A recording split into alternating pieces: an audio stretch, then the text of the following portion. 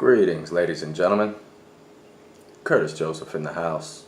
I want to talk about what Drakonium Arkanum is and what it is not, as well as give you a little bit of insight in regard to the kind of depth that can be brought forth through the spirit of the dragon.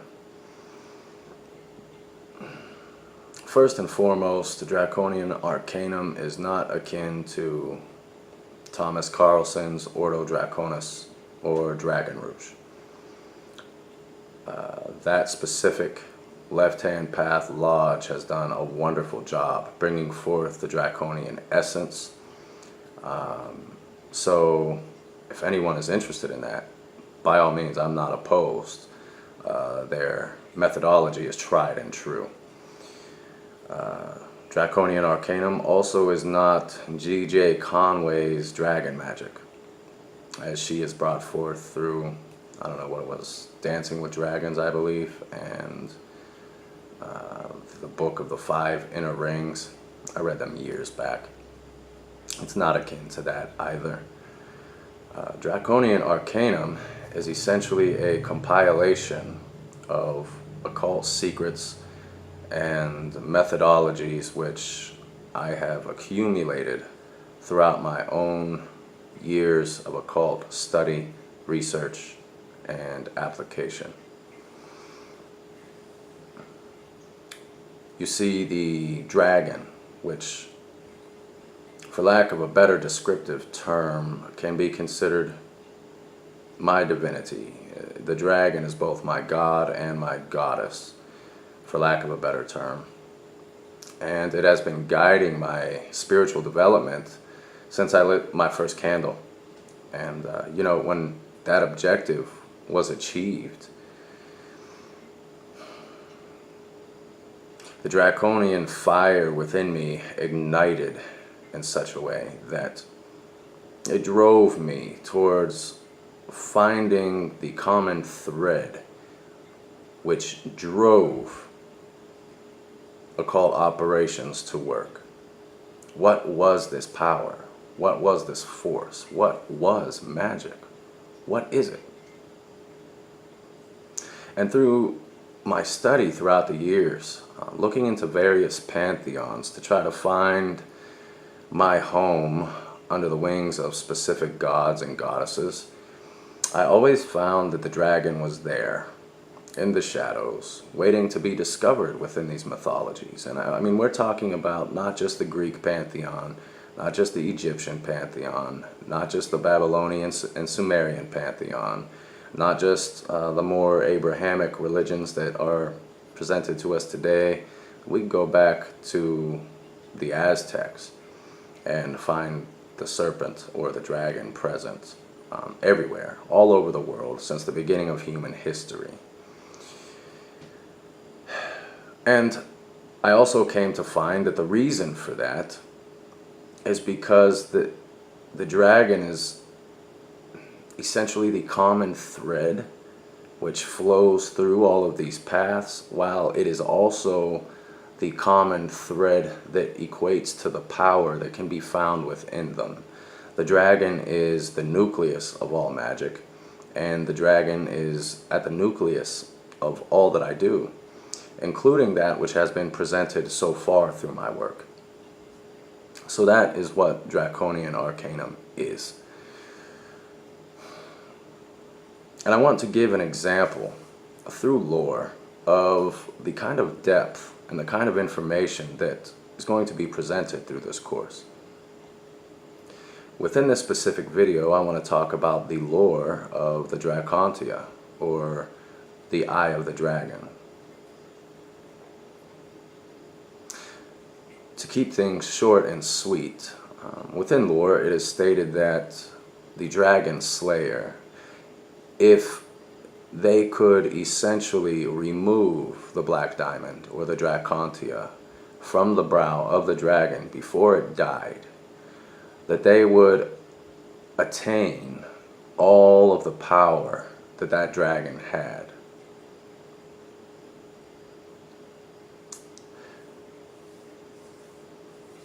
Now, A lot of people would simply say that, okay, that's cool. This is probably symbolic of simply opening the third eye. It's a great story. It does hold a basic spiritual principle. But other than that, where's the depth? How is that aiding my ascent?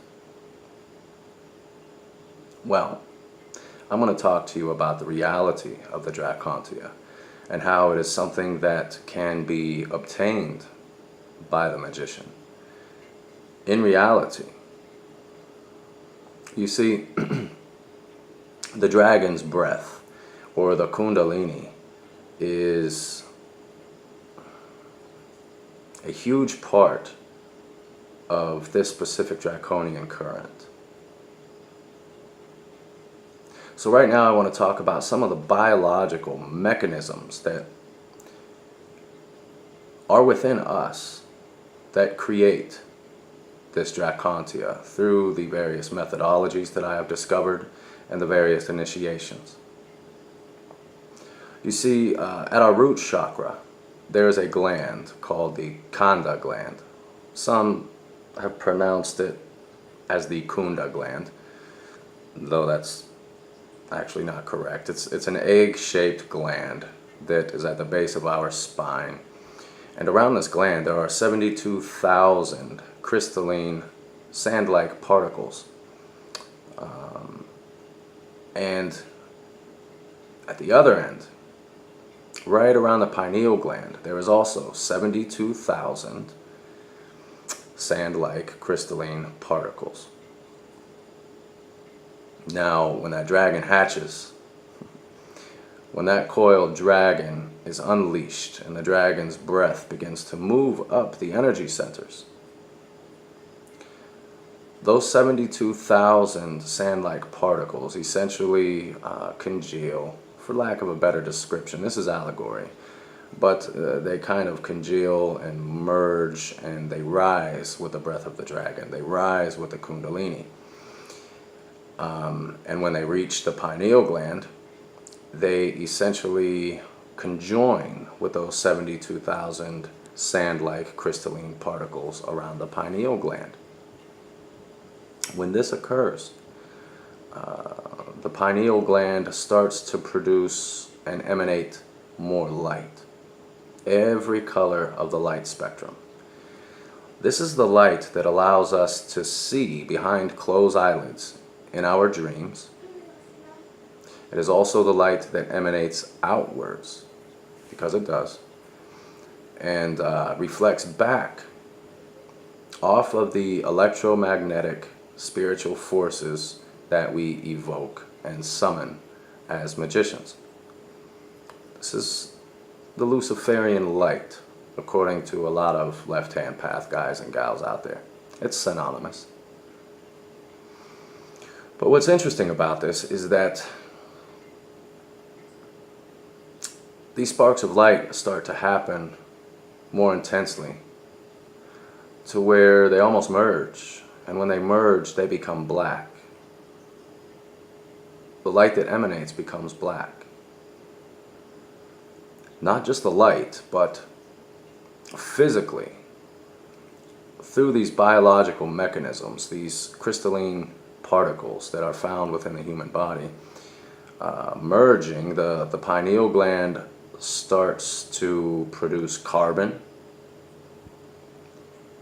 Carbon is essentially coal, and through the energy and the pressure of the dragon's breath, or the serpent power rising, it creates a diamond-like structure. This is the eye of the dragon, the Drakontia. It's very real. It can be attained through spiritual work and through specific means of initiation and uniting with the dragon's consciousness. Now, there's more to this though. You see, the 72,000 crystalline structures at the root chakra represent the 72 goetic demons, which can be neatly placed upon the tree of life, as well as the tree of death. However, within this specific current, we do not believe in that duality. They're one. The 72,000 crystalline structures around the pineal gland represent the 72 angels that can be placed upon the tree of life. And so when these merge, it is not just a spiritual idea of merging the infernal with the heavenly realms, but it is a physical thing that occurs through balancing the spiritual powers within. And this is part of the reason why I hesitate to bring this forth. It's because, you know, a lot of us are so confined to right-hand path ideologies, left-hand path ideologies. We refuse to summon demons. We refuse to summon angels. And it's kind of silly because we are only limiting ourselves. And I know this might come as a surprise to a lot of you, but you know, all of my work is not doom and gloom. As a matter of fact, if you work at the underlying theme that I've released so far, it has a very Empyrean flavor to it because it is based on essentially the process of human evolution and the evolution and elevation of the world condition as a whole. Every being that you can imagine is nothing. I don't want to minimize these beings by calling them nothing but they are all scales of the dragon, as are we.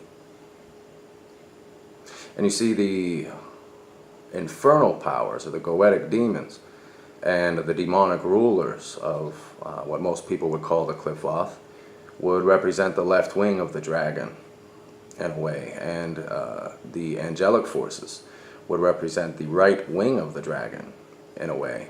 And it is through the utilization of both wings at their correct time that the dragon is able to ascend and soar through the air. But I just wanted to present this video because it offers a little bit of insight in regard to the depth of information that can be found through Drakonium Arkanum. But, you know, there's really so much more to be said about this. The tarot cards can be utilized as gateways of harnessing these spirits. There's 72,000 nadis within the human body. And so the primary energy pathways are not the only focus of Drakonium Arkanum. There is also the minor nadis that are called chi meridians within Chinese medicine and energy work. The Kundalini energy can be held and programmed and wielded to accomplish great things.